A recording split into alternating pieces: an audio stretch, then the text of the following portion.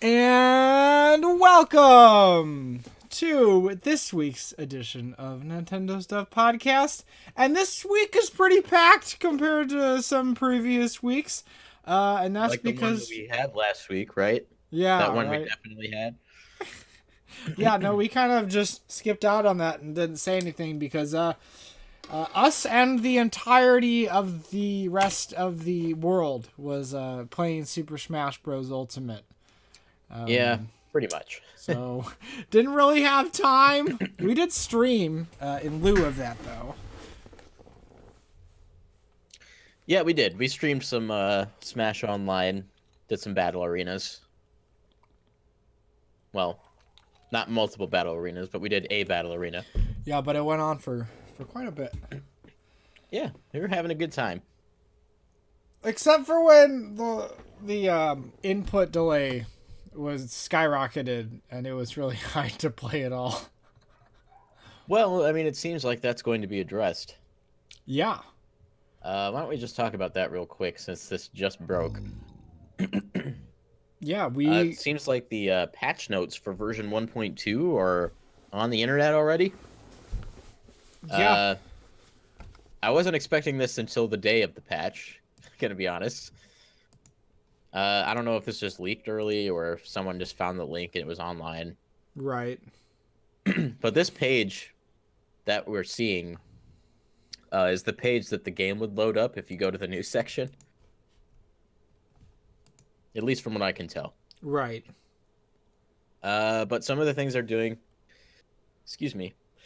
Having a little trouble talking because I've been having some issues with my mouth last few days. But for real. They've adjusted difficulty of challengers that are approaching or approaching challengers, so character unlocks won't be as brutally difficult as some of them have been. I failed at least 3 different characters out of the whole roster, at least once. I failed a good amount. But I mean, I was streaming earlier today, getting some stuff set up because you lent me your original Elgato game capture. Yep. And I was able to unlock all of them, though I do understand that there are probably going to be a lot of people who don't have as intimate of an understanding of the game. Children. Yeah. And they're going to have a real hard time trying to get through that. So, I mean, having this addressed is good. Considering, like, it shouldn't be that terribly difficult, to unlock all the characters. They also added the Challenger's Approach feature, which I thought was really nice. Rather than having to meet the unlocked conditions a second time, you could just choose to challenge the fighter again at a later time. In addition to that, we're getting some adjustments to online gameplay. I think this is going to make a lot of people happy. When matchmaking and quick play, the format setting of your preferred rules will be more highly prioritized. This may cause matchmaking to take more time, and there's still no guarantee that you'll find a match that has your exact preferred rules. And they increase the stability of the synchronous connection within battle arenas, which is something that I think will benefit us when we're streaming. As far as matchmaking is concerned, I think this is a great update. This is what people have been complaining about in droves online, even though I've actually had no problem. I don't know what the rest of you are smoking. Well, I mean, have you been doing the background? Yeah. Background matchmaking. It has completely prevented me from having those issues. Like 15 games in a row, I did free-for-alls twice. One of them was when I was doing background matchmaking. The other time was just in quick play. But yeah. This will be good for everyone. I'm hearing a lot of complaints from people who play free-for-alls that they never get them, and they only get 1v1 super hardcore competitive fights. And then I hear the opposite from people who just want 1v1. Which is really confusing, because you think that there'd be a good amount on both sides. Because I've had the experience of just throwing myself into... trying to throw myself into a 1v1, and then like 2 out of 3 times I'm getting free-for-alls, which is less fun. As far as playing with friends, I've had actually an incredible experience online. Me and Josiah, I mean, we were in a battle arena for several hours last night from like 7 to 11 p.m. Mm-hmm. and there was like zero input delay and like no lag at all Yeah. for hours. I mean, it certainly helps that you guys are pretty close in proximity as well. Yeah, I'm also running a wired connection, but I don't know if Santi was, Right. and Josiah I know for sure wasn't, because I have his Ethernet cable or his Ethernet adapter. Right. If you can, definitely get an Ethernet adapter I because it plan makes on a it. world of difference. Yeah, I definitely. D- there's a lot of things that would definitely improve my setup. Whether it be for video editing or for music or for gaming, and definitely those things are on my list. I just wish I was making a little bit more money, which that's on the way, because I got this new job, and all that good stuff. So sooner rather than later, right? Yeah. In addition to that, they're doing some gameplay balance adjustments, various gameplay fixes. And specifically, they're adjusting Donkey Kong, Link, Kirby, Luigi, Ice Climbers, Young Link, Olimar, Toon Link, Villager, Greninja. Please don't nerf Greninja. Pac-Man, Duck Hunt, and Isabelle. So these are the first characters that are being adjusted. I don't think they will be incredibly large changes because the game has only been out for just under a week now. Yeah, just some of the more obvious things that need to be addressed, I guess. Probably actual like glitch problems and things that are unnatural. That's my Right. guess. The only characters on this list that really need some kind of balance adjustments are Young Link and Ice Climbers as of right now. Because Ice Climbers have desyncs, which they're not supposed to anymore, Mm-hmm. and Young Link is just crazy. Like in what uh, way? Young Link, you can just tap the B button and his arrow just goes. And it Oh. goes far and it goes fast Oh without having to yeah. charge it. Yeah, there's not like a really like. Yeah, I was wondering about that. I was like, his arrows kind of feel OP. His Like, arrows are kind of OP. I don't think it needs to be changed too much, maybe just a little bit. yeah. But it also like came with the fact that like I couldn't shoot like when I wanted to shoot like a short arrow, like I couldn't. You can, right? Yeah. So that was frustrating. I don't think they're nerfing anyone like majorly right now in response to some of these comments. Uh, it definitely hasn't been enough time to make those kinds of decisions, at least if you ask me. Yeah. And also, there's nothing to suggest whether some of these are being nerfed or they're being buffed. They've stated that they've been adjusted. Yeah, they gave us, update notes and patch notes for what they're doing, like mechanically for certain things, like online, but they told us nothing about what's changing for these characters. Which So is, it's gonna be up to the old internet again to get online, get in training mode, and find out as soon as the patch goes live, which sounds like it might be tonight. Nintendo Snow said that he was alerted of server maintenance while he was playing earlier. oh boy. I mean, I'll Joe says definitely probably be on tonight. Greninja. Josiah says Greninja is going to get nerfed. It's destiny. I don't He got know. nerfed into oblivion. Because, like, in 4. Greninja was one of the last characters I unlocked, and I don't know, maybe because he wasn't that good, I survived. But also, I was struggling against him. You guys watched that. Greninja, I don't think actually has any issues. I think the AI for that fight was just struggle worthy. Yeah, and that's really all they've given us so far. They do remind you to save videos of your replays if you want to keep them, because any replays that you have right now will not work as soon as the update goes out. So just beware that you're running out of time to save your replays. Yeah, get those videos, get those edits in. It's like they built in an editor, and you can zoom in and get a good shot and A really fairly craft. highly functional system for what it is. Right. So make something creative, upload it, Share it with everybody. All that good stuff. On the Discord server. Share it on the Discord server. Link in the description below. But that wasn't the only Smash Brothers update we got since we had an episode last. Logan, I'll let you take the next one.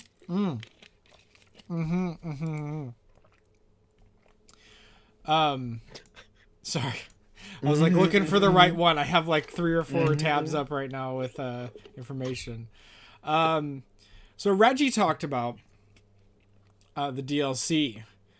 Quick alert. Version 1.2 is live right now. If you have any replays, sorry. Well, just don't update it until you get those done then. Unless it updates automatically, then you're screwed. But I mean, I'm pretty sure Reggie has talked about, or maybe this was the time he talked about it. Because this is like 5 days ago he talked about this.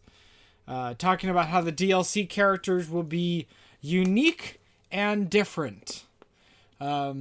Which I think is a welcome statement, given that like some of the additional characters feel a little bit samey. They don't feel like they're too much of a stretch.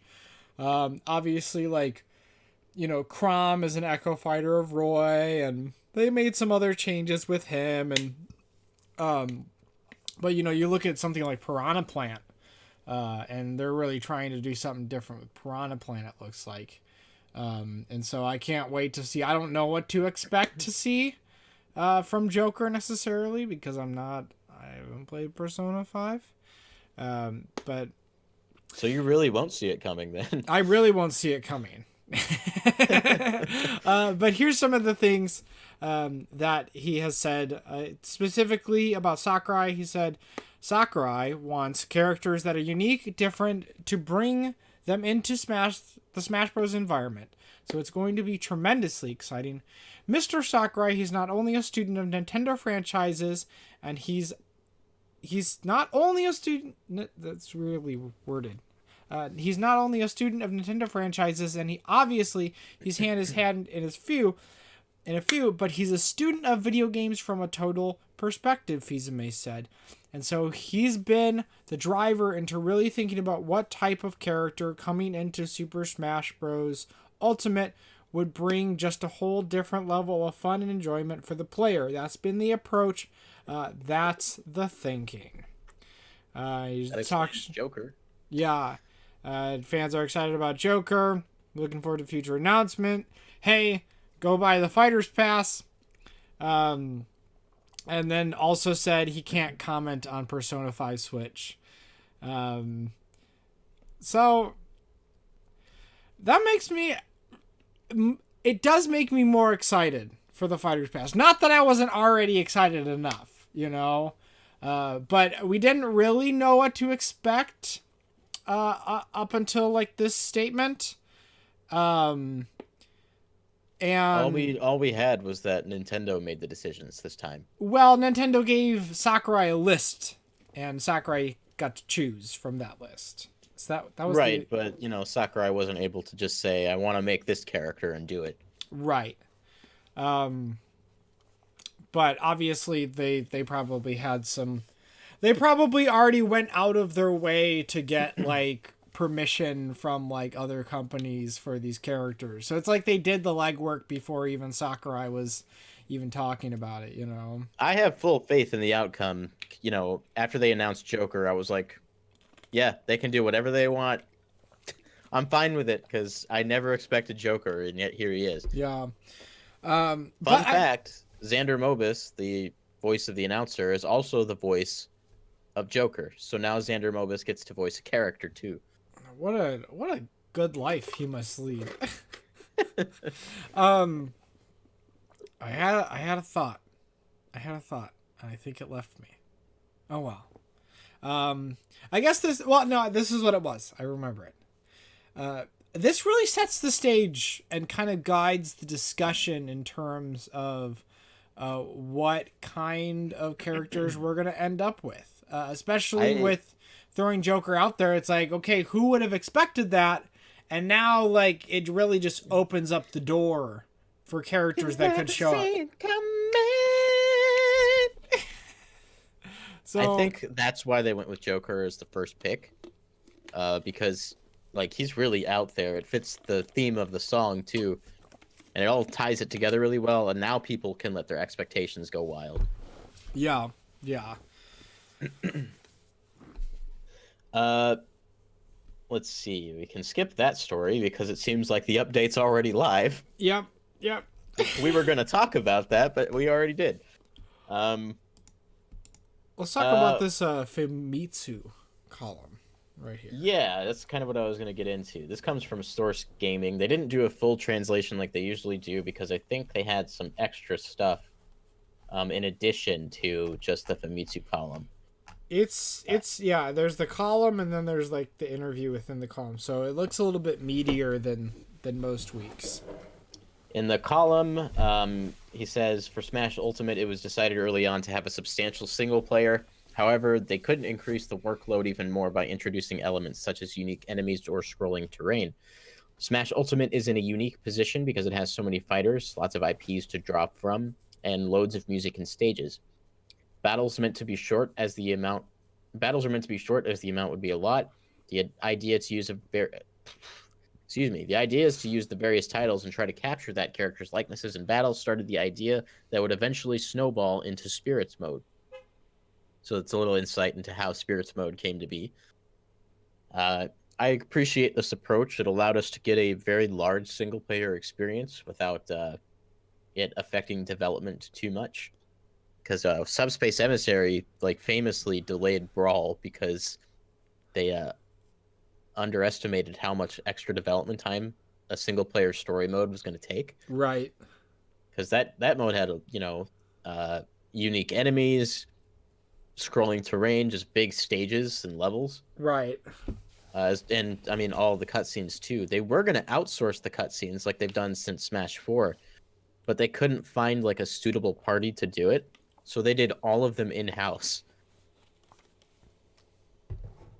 And when you look at the quality of them and how much is going on, they could definitely took a chunk of their time just to make those cutscenes alone. Right. In the interview, he says that the Smash Ultimate's project plan started right after Corrin and Bayonetta were released in February of 2016. So that gives us a better idea of how long Smash was in development. And Sakurai got to see the Switch early, so they were able to decide right away that they wouldn't have to make concessions between handheld and docked mode, like they did between 3DS and Wii U. So that basically told Sakurai, "Hey, I can kind of do whatever I want."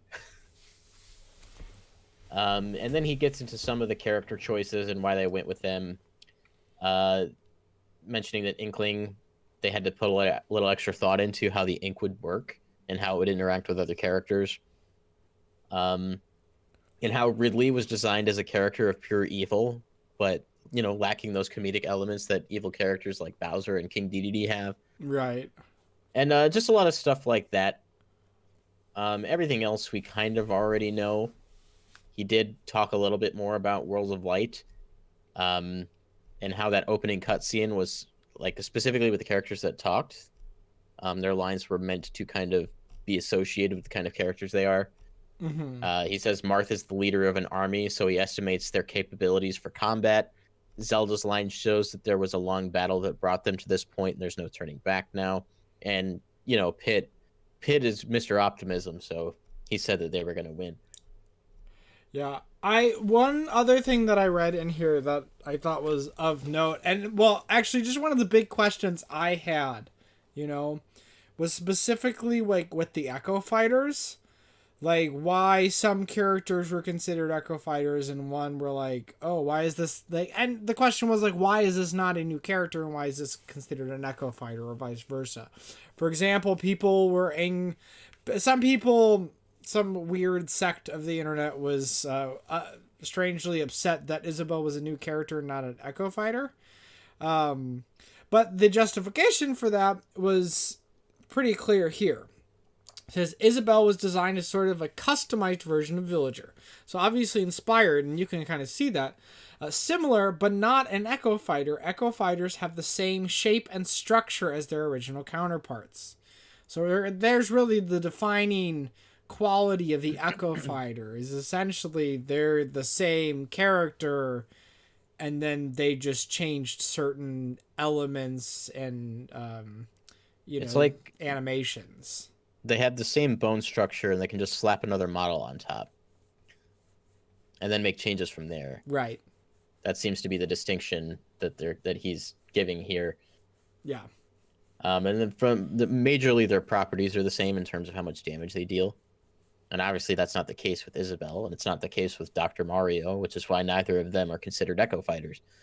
Yeah. Despite that, Dr. Mario does have the same bone structure and size and shape as regular Mario, but the damage numbers, that's the main thing. And I think that's the same for like Lucina and Chrom, where they deal just the maximum amount of damage that their swords can deal, as to where like Marth and Roy, their tip and hilt respectively for max damage. And I think that's why they get away with the distinction in that case, because the properties of the characters are so unique. Yeah. But honestly, it really doesn't matter in the end, right? Because we get extra characters regardless. Yeah. Crafty J in the chat is saying, then why aren't Inkling Boy and Alph Echoes instead of skins? Well, that's because nothing else changes. It's literally their visuals that change, and then there's no other changes. There's quite literally there's no damage numbers changes or anything like that. Richter, the Echo Fighter for Simon, is an Echo Fighter because he has different animations. But other than that, it seems like everything actually is just identical. Yeah, and he walks faster. Do we know that for sure? Didn't they reveal that when they revealed the characters? I don't think they I'm said pretty that sure specifically. They said that Richter is more agile, and that's where they pulled some of the more acrobatic attacks from. Uh-huh. Because Simon and Richter's moveset was built from both of them. Ken is just fast Ryu, except Ken has different neutral attacks. And different inputs for his attacks, too. Uh-huh. He has the fire Shoryuken and a few other things. Ken actually has the most changes of any Echo Fighter in the game. Even more so than Chrom. And Chrom's only got one different attack. Right. Snow says he is faster, but only a tiny bit, as far as I can tell. Yeah. It's just as easy as going into training mode and picking both characters and just running at the same time. Yeah. But despite that, there's more to talk about here. We got some numbers. These aren't completely up to date, but I expect this to be changed as of tomorrow. We got some software sales numbers for Super Smash Bros. Ultimate in Japan, and we're sitting at 1.2 million right now. I think we already passed 1.3, right? So this might even be more outdated than I thought. It might be. And to the boys in the chat, yes, that was Game Grumps, and it was an accident. I accidentally opened up, I rushed a page. It was a Game Grumps video. Anyway, moving on. Yeah, these sales are.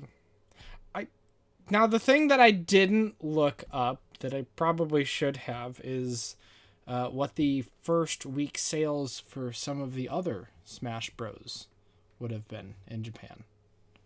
Yeah, I don't know, but sales numbers are typically a lot lower in Japan in general for most of these games. Yeah. But we should have full numbers by tomorrow because they've been waiting about a week to reveal these kinds of stats, and it's not a week until tomorrow. But we can talk about that more next week when we have, more accurate numbers, and we can make predictions about Switch for the rest of the year and going into 2019. But so far, it's looking strong, just about what you'd expect. And those are pretty much all the major things about Smash Ultimate right now. Of course, we're excited about Joker, and we didn't talk about him much, but there's not much to talk about yet because we haven't seen anything. Yeah.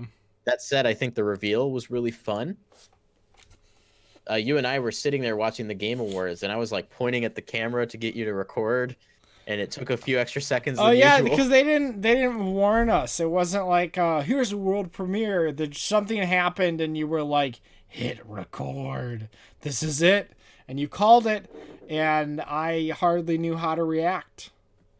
So To answer Crafty J in regards to Crom and Dark Samus, Sakurai did say they were two highly requested fighters, so I think that gives you the answer right there as to why they were chosen.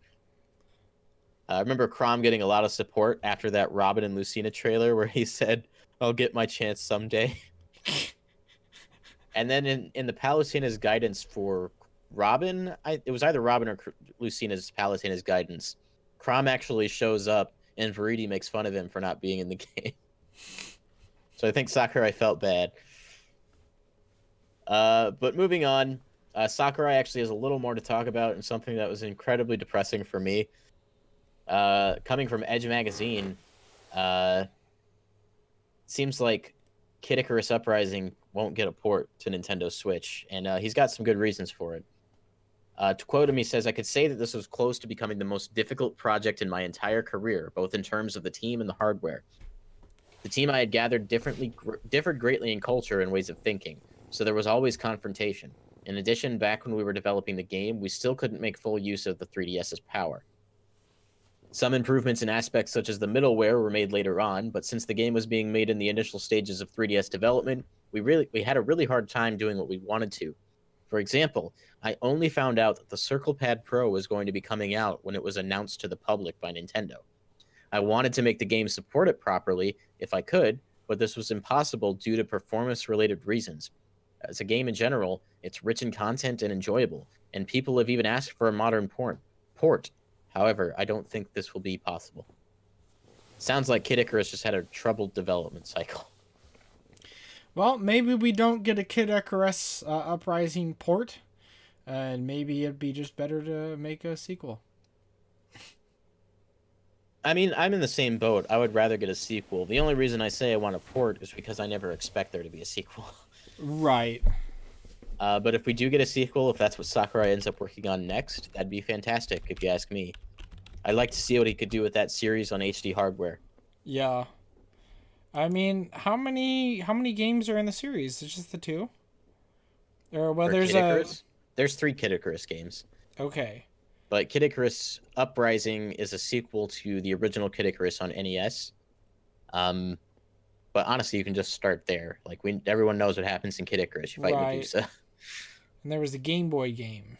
Yeah, of Myths and Monsters, I think, Yep. is what it was Yep. called.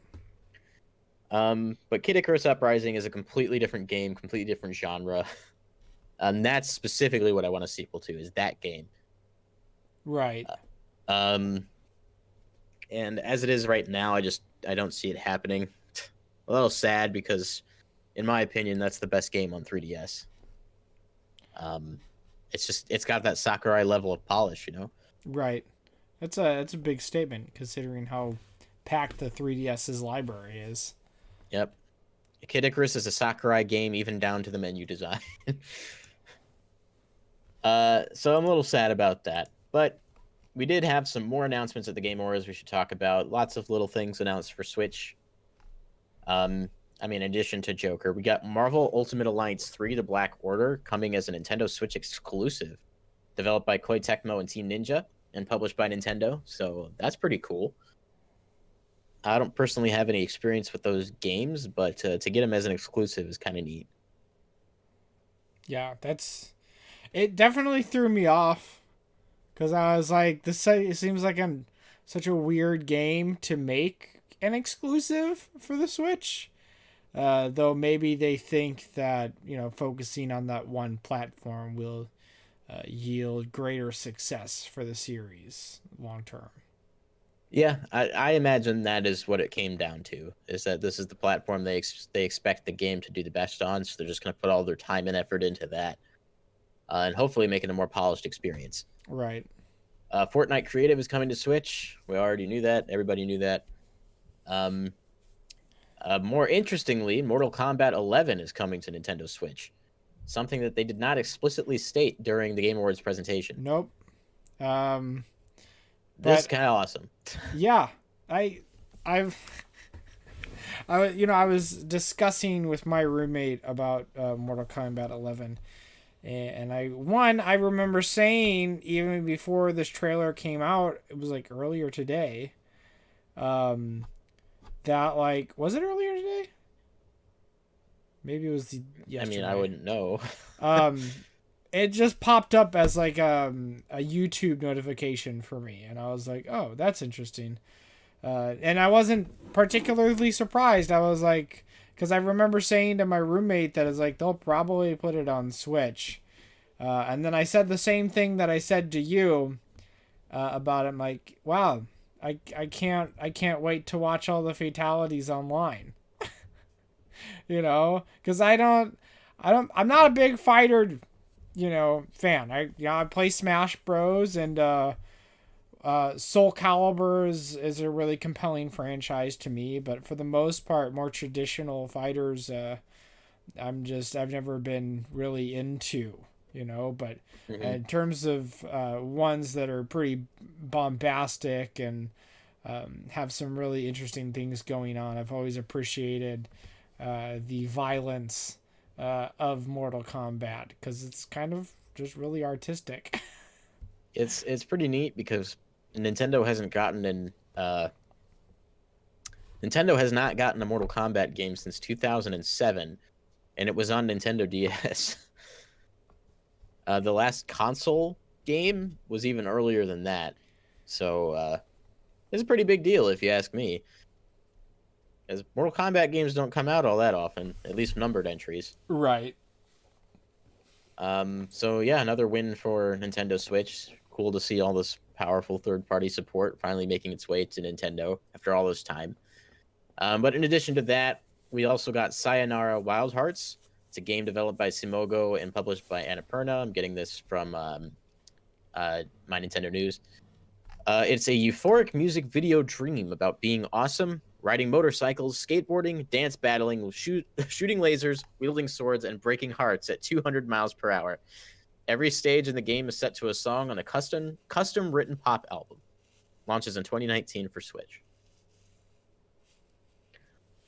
This was the first announcement in the whole show, I think, during the pre-show, and it looked super crazy and weird, and pretty much that's how you get my attention in this Yeah, it's pretty industry. off the wall. Yeah, But yeah, I mean, they started out with that Switch announcement. I mean, Switch was kind of front and center. Not to mention the myriad of Smash ads, sprinkled throughout. right. Uh, in addition to that, games that are on Switch won awards. We got awards for Overcooked 2 for Best Family Game, Celeste for Best Independent Game, Dead Cells for Best Action Game, and The Messenger for Best Debut Indie Game, and Fortnite for Best Ongoing Game. Not a single award went to a first-party Nintendo property. Yeah, Uh, even some of the family Best Family games. Game went to Overcooked 2, and I couldn't Yeah, agree more. yeah, yeah. It's Overcooked is great. That said, Overcooked 2 is Super Mario fantastic. Party was in that category, and I do really like that game. Right. I still want to pick it up. I've played enough of it to know that I definitely want it, and it's been a while since I wanted a Mario Party game. In addition to that, I guess I should mention that the Game Awards had 26 million people watching, which is more than double last year's viewership numbers. Yeah, So congratulations to 11.5 Jeff from last Keighley and year. his team. Yeah. We, while we were talking about this before the show, I started looking up um, different finales and different viewerships for different TV events to see how it kind of compared, and we're very quickly coming up on a point where, I mean, even with that 26 million, like that's huge. That's huge for anything, you know. If you say 26 million people watched something, like that is hardly insignificant. And to see that it's more than twice what was last year, like I can't wait to see what happens the year afterwards. Yeah, I can't imagine how many people still don't know about the Game Awards at this point. Like if you play video games, and I and they imagine it's stream it gonna, on like every single platform imaginable. yeah. So it'll be interesting to see like how big it gets because this is definitely not the biggest it's going to get, especially if they keep putting on such a great show. Yeah, it's been higher year after year. Um, So We've had great performances, more video game focused performances. They have the Game Awards orchestra. Yeah. We got that really awesome Red Dead Redemption 2 performance. Yeah. Also, talking about some of the awards themselves, I think we all anticipated that Red Dead 2, just based on its popularity, would just sweep across the board. But then Game of the Year went to God of War, and that was huge. And well deserved, because I think that game is just absolutely incredible. Certainly one of my choices for Game of the Year. So what that spoke to me was that there really is a lot of care that goes into the show. There's a lot of care in terms of the choices that are made. It's not just a big old popularity contest, and that lends a lot of credibility to the show itself. And we essentially have, what is akin to the Oscars or the Grammys, except for video games. And I don't necessarily want to say it's the Oscars of the video game industry. No, it's just the Game Awards. But we haven't had something of this caliber for video games up until the last few years. And obviously they've been doing a great job, and it's been taking off. And so, props to Jeff Keighley and the entire industry for just really just putting all of their faith in him. And I think it's really important that we do give credit to Jeff Keighley, because he kind of spearheaded this entire project by himself. Obviously, he's had help, but like without Jeff Keighley, we wouldn't have a show, at least not one like this. Yeah. There are people out there who are earnestly and honestly trying their best to give a show that gamers can appreciate. And I couldn't have any more respect for him because of that. Yeah.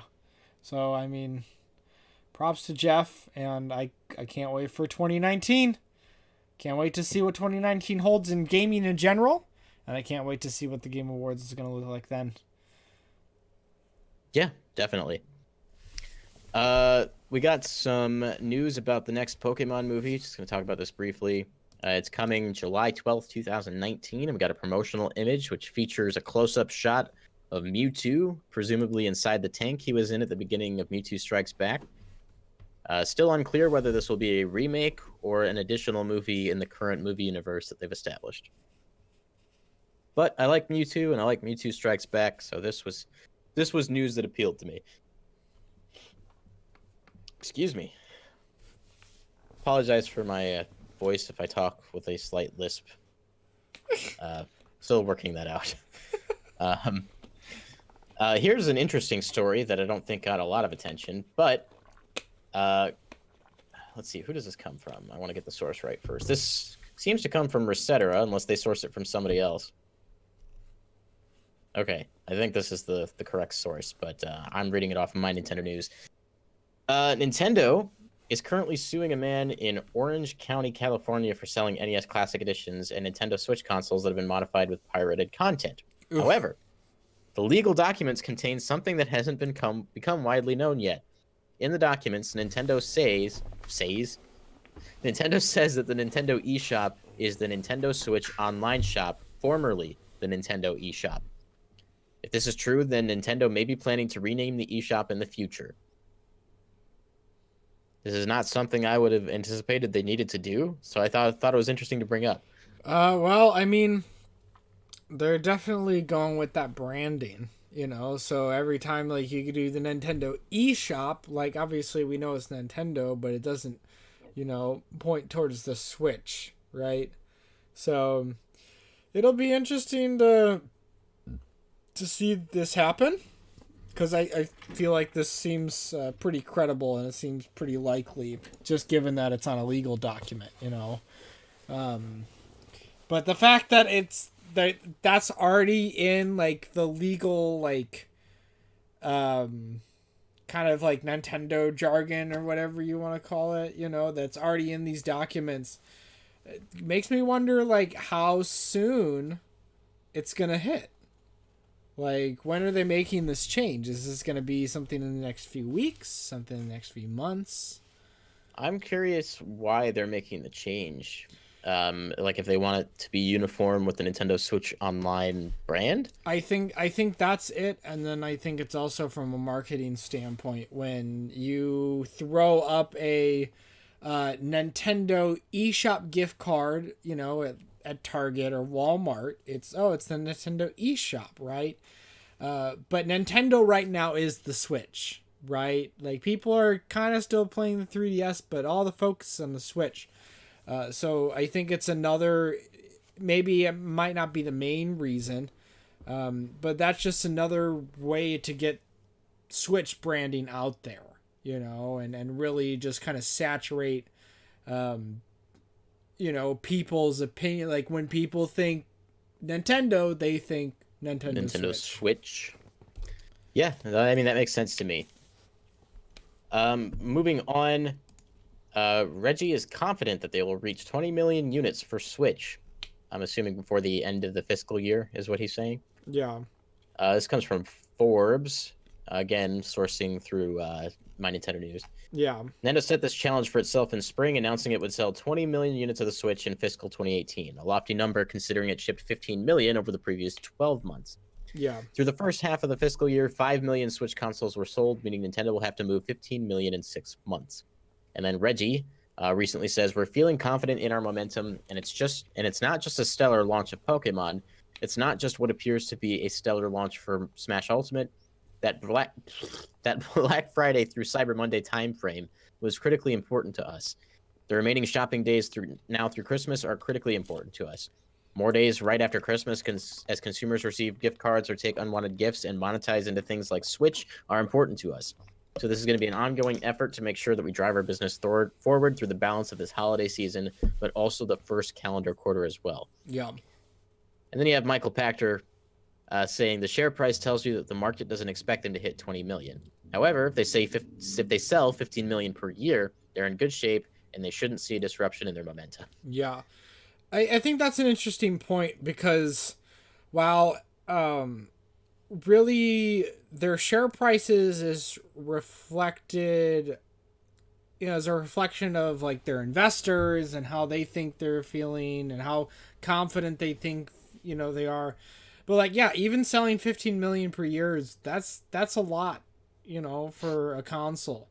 You get 4 or 5 years of that and you got a pretty good install base. Yeah, for sure.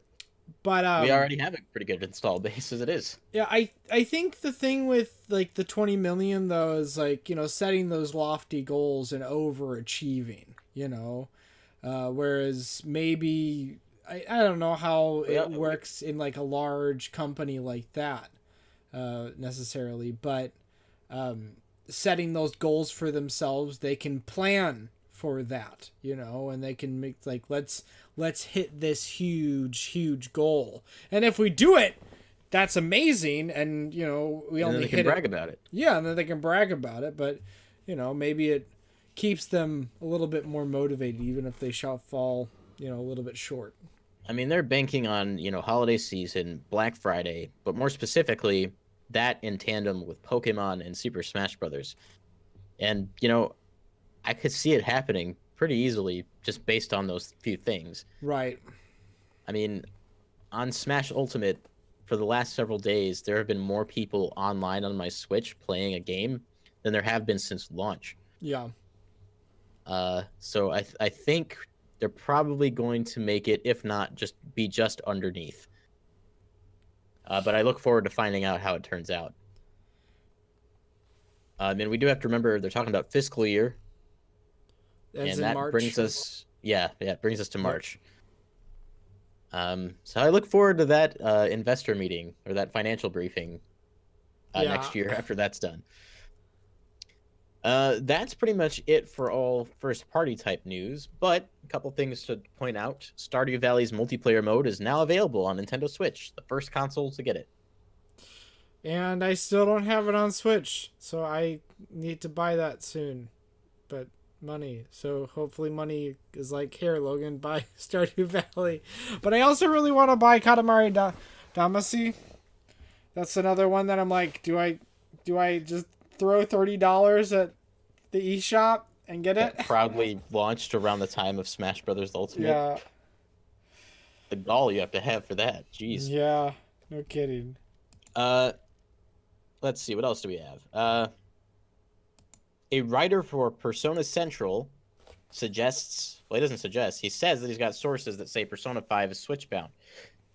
This is very unsurprising to me. Knowing that we have Joker coming to Switch is a pretty clear sign that I think we're getting this game. Yeah, We got Cloud in Smash for Wii U, and now Final Fantasy VII is officially coming to Nintendo Switch. yeah, and it's not like that game is like too graphically intensive, and especially with it stylized. I mean, be pretty. No, but I mean, it was a Sony exclusive title. Right, right.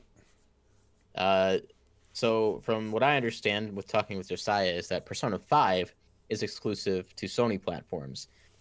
This game would probably be launched under the name Persona 5 Golden, and that title is not exclusive to Sony platforms.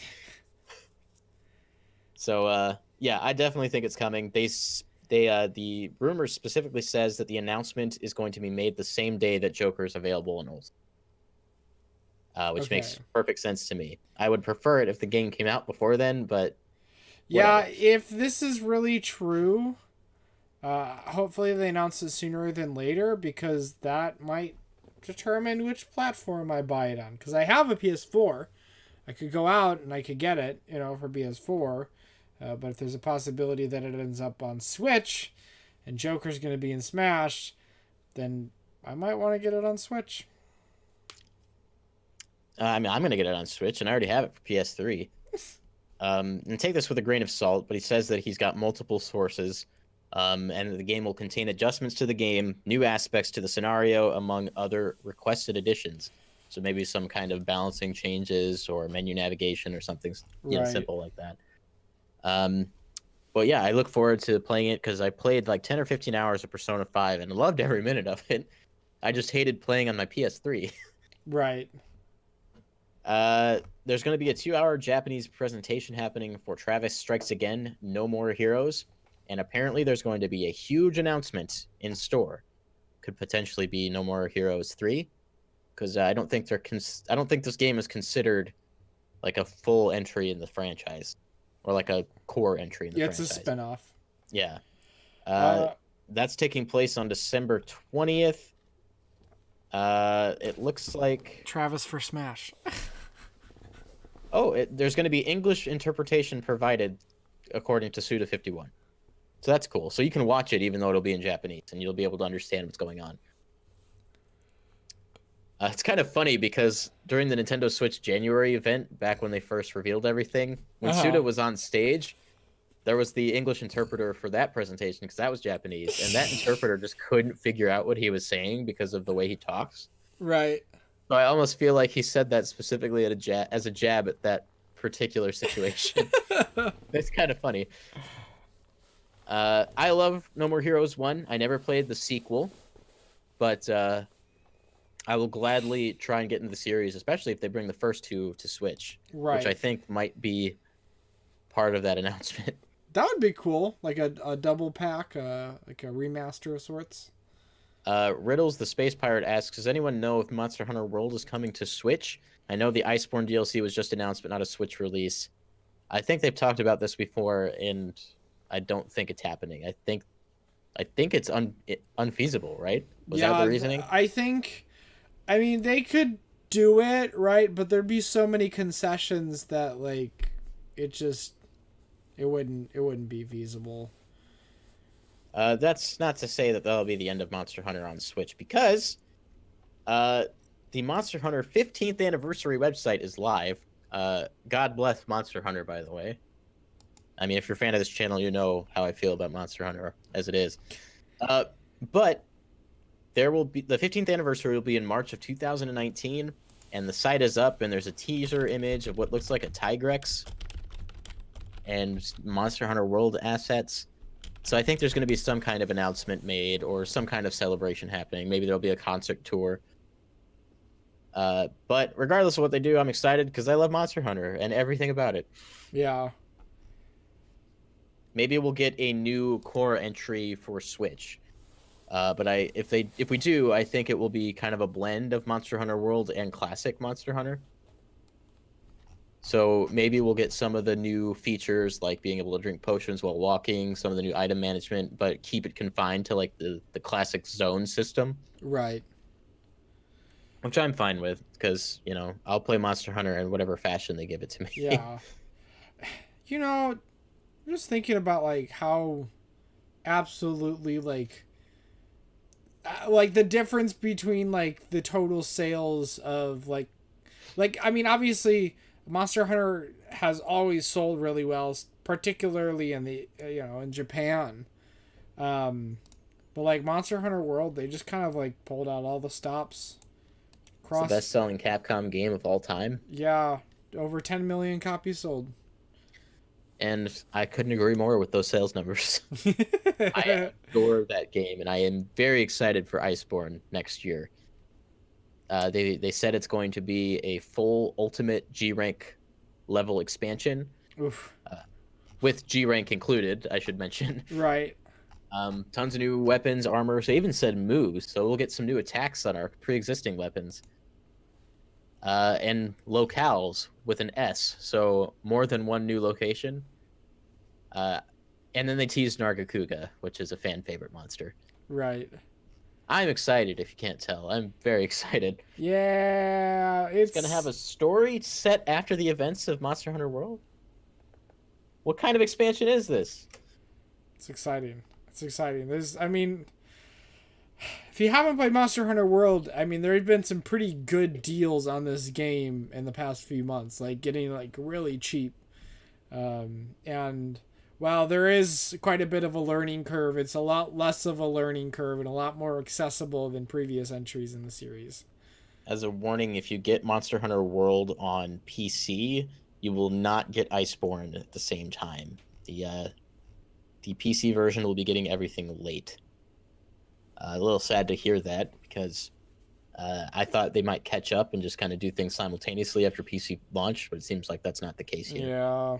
Seems like they kind of botched the launch of the PC version too. It still sounds like it had some issues. I haven't heard anything since then, so I imagine it's okay now. Yeah, probably. But you can find Monster Hunter World on sale a whole lot. If you ever find it real cheap, give it a shot. See if you can get some friends to go in with you, because it's a fun time. It's the most fun I've ever had playing anything multiplayer in my whole life, by far. It's a good time. Let's see. I think that brings us to the end of all the news. Yeah. So why don't we just sit back for a little bit and talk about Smash Brothers? Now that we've been playing it. Yeah. Yeah, I unlocked the last person, the last fighter in my roster just a few hours ago. I'm glad that I was able to get them all in the first week. And now I feel like now my next goal is to finish up World of Light. Sounds like you're about halfway through. Yeah, just about. I have not fought Galeem yet. Spoiler alert: fighting Galeem is not, at least the first time. I don't know if there's a second. Don't spoil that one for me. But you fight Galeem, and there's more to the game. Worlds of Light was the best single player experience I've ever had in Super Smash Brothers. By far. Like I would sit down and play it all over again. I had that much fun. And in fact I am already. Yeah, I was about to say, didn't you say you're starting again? Because there's a new game plus mode. Yeah, there's new game plus. Isn't that cool? You get to keep all of your skills, your spirits, and any fighters that you rescued, and you get to go through the adventure with all of it from the start. So I set it on the hard mode, and opened it up, and I'm ready to roll. And the only reason I did that specifically was to unlock the last 2 skills. I didn't have enough skill spheres to unlock. 2 more. Just 2. Yeah, I pretty much got all of them through my first playthrough. In addition to that, I think classic mode is really fun. Yeah, like I really like that they it feels really, really meticulous. In a positive way. Maybe not meticulous is not the best word to use, but it's definitely a positive statement for me. For example, I did Marth's classic mode, and that was the first classic mode that I did on my copy of the game. And you fight all dragons.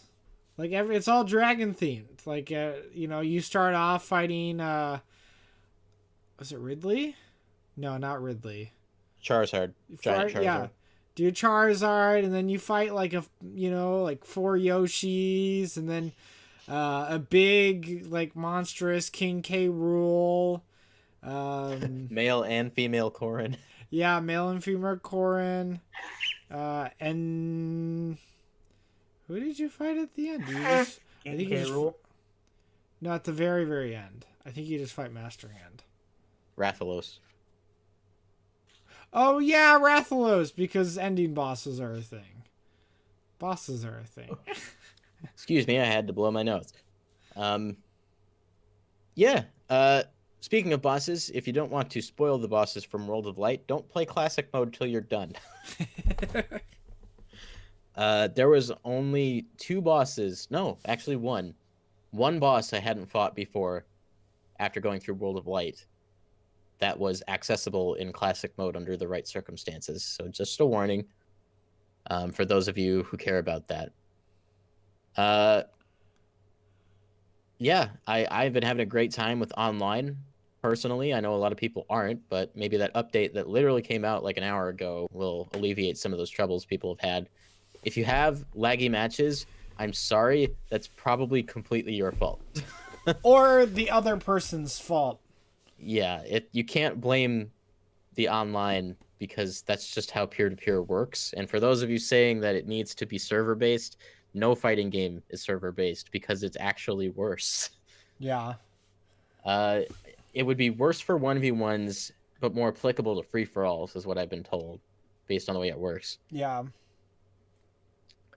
Yeah, I've been enjoying that.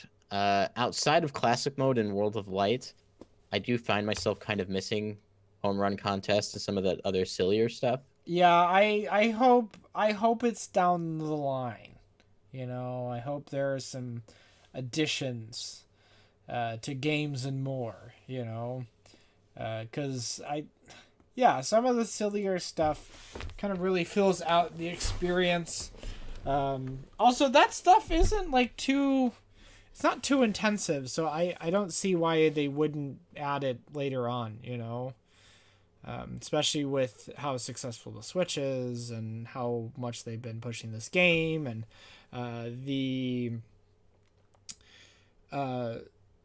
just the stuff they've been doing with online games with some of their other games, and adding freemium DLC here and there just to kind of continue to encourage people to play. I think they're going to shadow drop spirits just over time. Like maybe a new game will come out and they'll add spirits for that game specifically. Like next year we're getting Daemon X Machina, and I have a feeling that the day that game comes out, there'll be some spirits from it added to Super Smash Bros. Ultimate. Oh yeah. Let's see. In addition to that, I think the spirit system is really cool. Just in general, just outside of World of Light, I think the battles that they come up with are really fun, well thought out. Maybe not always the easiest, but there's always a spirit to counter something. Like Logan, I remember you having a lot of trouble with the Pauline spirit. Oh yeah, no, I went back and tried that, and I still can't do it. I beat it in 2 tries. Oh my god. But I just had the right spirit set up for it, so right. It just takes experimenting. I know people specifically are complaining about Dr. Wily being very hard, and it is. But I just whipped together the right set of spirits and took it out in a couple tries. It definitely makes it more accessible. Like, they really try to encourage you to think about what spirits you're using and making sure that you're upgrading them and leveling them up. And if you could beat it really easily without spirits, I mean, why even have them in the first place? Right. So I think it's well thought out, and it works all pretty well. Outside of that, I've been having fun just playing local matches with you guys. You when you were up here, we had a party and we did some tournaments. We used the tournament mode, found out you can't have a team tournament in the process. Tournament mode is great because you can do sets now, I think. but still, there's some things I'd like to see updated. And I could say that about a lot of things. Like, I don't think changing your character in battle arenas should kick you out of line. I think selecting your character in battle arenas should just be easier in general. Yeah, I think Just I agree with that. you shouldn't have to go out of a menu. In addition to that, changing the rules of the battle arena, you shouldn't have to close a battle arena to play with a different rule set. But those are honestly really minor grievances because I think battle arenas have been great and I've been having a lot of fun with them specifically.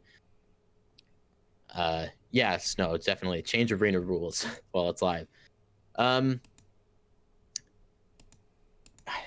There's so much I could say, but all of it's so positive. Like, I have a few things that I have faults with that I'd like to see updated, but honestly, Smash Ultimate's so good, I don't really care. Yeah, it's been fun for me, just kind of getting back into the swing of things because it's been a while since I've played Smash so consistently. I didn't really play a ton during the Smash 4 era. Before that, I was Brawl, and at a certain point, like I didn't play a ton of Brawl. It was mostly been Melee over the years, right? And so I feel like this is my first like big step, really away from Melee. Because In we a long played a lot of time. Project M. Yeah. And So now that game's dead. yeah. So it's good to have a console with Switch on it. It's good that everybody's playing it and Nintendo's in such a good place, and I feel like I definitely will get better, at Smash, and then I'll hopefully give some of my friends who are a lot better than me a run for their money.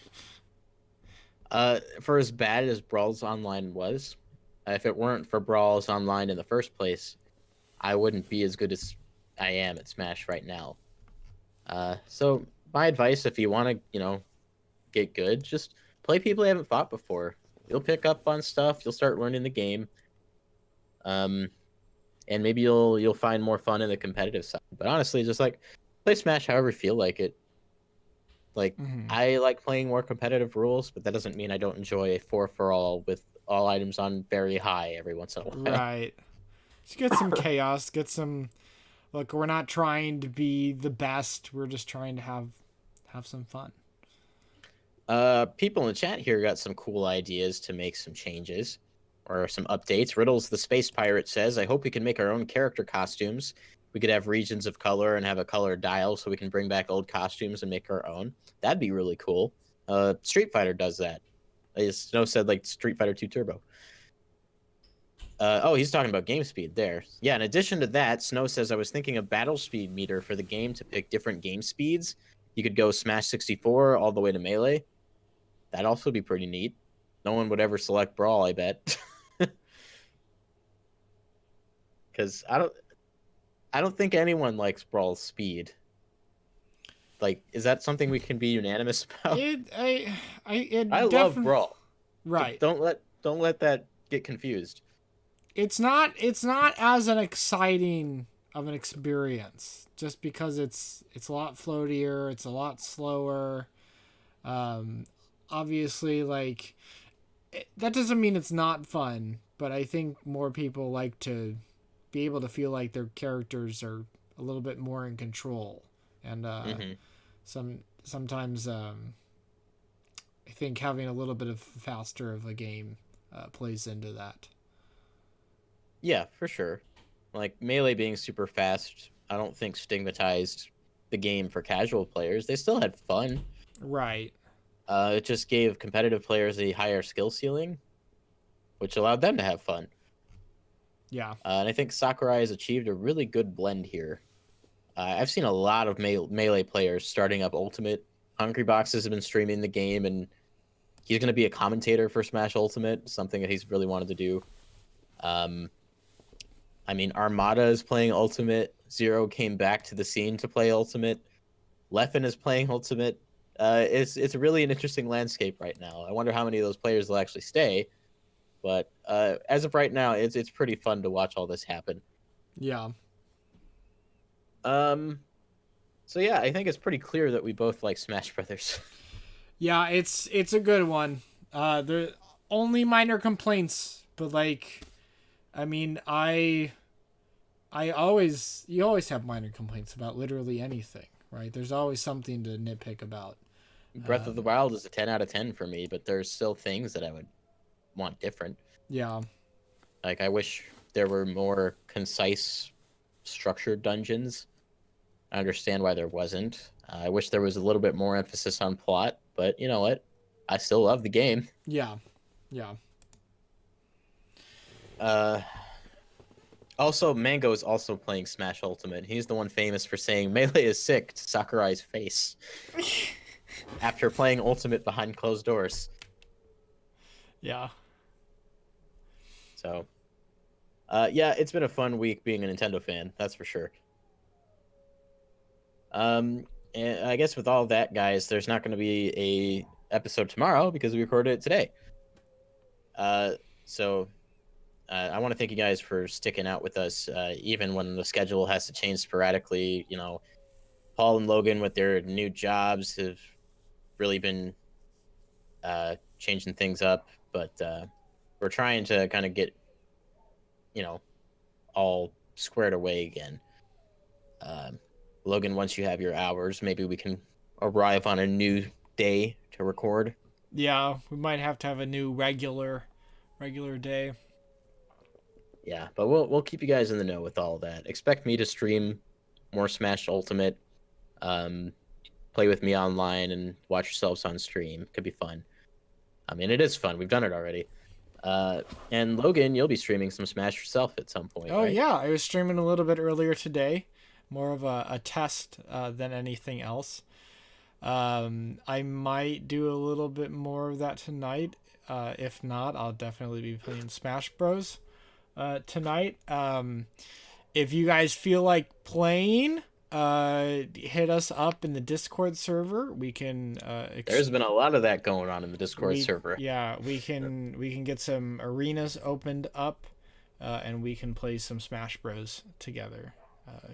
I played online with people in the Discord for over 4 hours last night and had an absolutely fantastic time. The time flew by, honestly. Like, you know, it was 11 o'clock and I was like, I feel like I've been playing for 20 minutes. Yeah. Yeah, this is the game I needed in my life right now. Yeah, I'm glad it's here, and I'm glad the wait is over. Cause man, was that the wait, right? I mean, now we're just waiting for DLC characters. Yeah, always first something one to comes wait for. out in 2 months. Mm-hmm. Yeah, they're always giving us something to look forward to, and I think that's a strategy that Nintendo's really good about. They do announce some games incredibly early in development, but they usually have a pretty good reason for doing that. In the case of Metroid Prime 4, right? Yeah, someone needs to stop Ness, Dream Drop's Unstoppable Ness. He keeps beating me because I'm bad. Yeah, I think that's all I got for you guys. Oh, actually, a couple things. A new episode of Legend of Zelda Ocarina of Time Randomizer came out about an hour and 10 minutes ago. So that's live on the channel now if you're following that series. Also, I've been working on something that's going to start pretty soon for Super Smash Bros. Ultimate, and I look forward to sharing that with you guys. I think I've got something pretty cool going on. I think you'll like it once you see it.